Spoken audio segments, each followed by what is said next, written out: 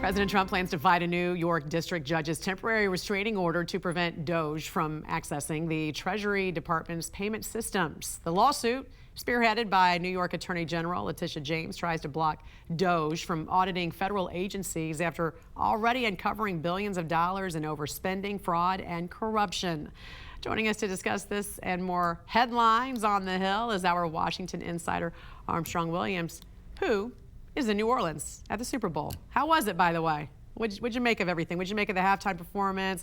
What'd you make of Trump's appearance? How was it? Well, I didn't understand any of the lyrics at the halftime, but many Americans did, and it celebrates diversity of cultures for us. And on any given Sunday, because this razor thin between the teams, any team can dominate. I was so happy for the Eagles. Yes, I was. You didn't want that Go three-peat. Eagles. You didn't want that three-peat with No, the Kansas City I'm Chiefs. I'm an NFC guy. Anybody in the NFC East wins, All right. I'm happy. Yes. Well, there you go. So it was a good day for you. Good night for you. Let's talk about the access right now, the Treasury of the Treasury payments and how this has been blocked by a federal judge there in New York. Shouldn't there already be access to this since taxpayer dollars are being used?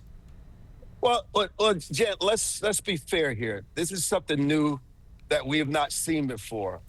Absolutely, there should be fairness. We should have access to those records to see how money is being spent. But we do have three branches of government that have the same autonomy, and they must check each other to go through the process. Normally, you would go through Congress and give them notice of what you're doing. That is not happening.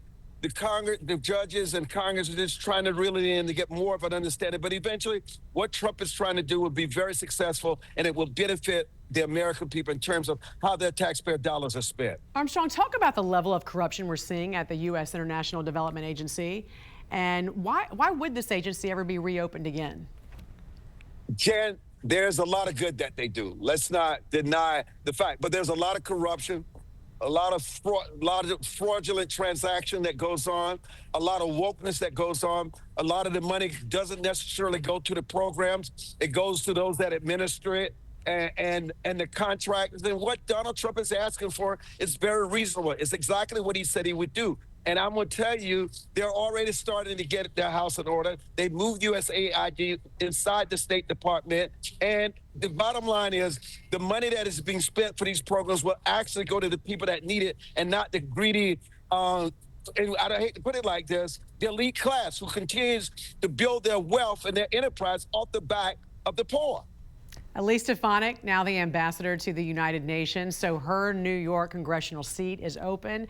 New York Governor Kathy Hochul looking to push essentially legislation to allow that seat to be vacant for months, which is a blow to the House, the GOP House that needs that seat for those votes. What message is the governor sending, though, to New York residents? No, Jan, no.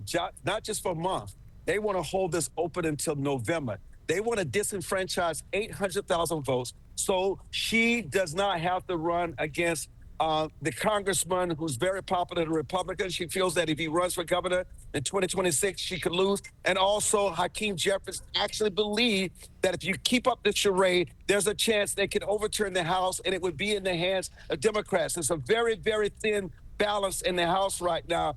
And Mike Johnson is skating on thin ice. It is so corrupt. It is so disgusting not for the people of that district to have a voice. And it's totally a disrespect of democracy. Well, leaving that seat and leaving those residents unrepresented for, as you mentioned, months until November is really unprecedented. A victory for girls and women's sports. President Trump did sign that executive order banning biological men from competing in women's sports, but also the government will deny high schools and colleges federal funding if they continue to permit it. Armstrong, will this be enough to make schools comply?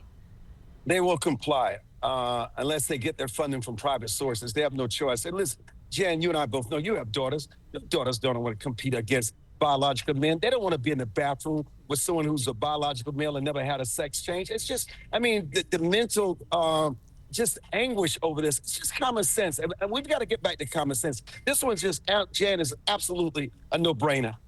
Majority of Americans agree. Armstrong Williams coming to us live from the Super Bowl there in New Orleans. Hope you have a safe trip back. Thanks for joining us. Thank you, Jan.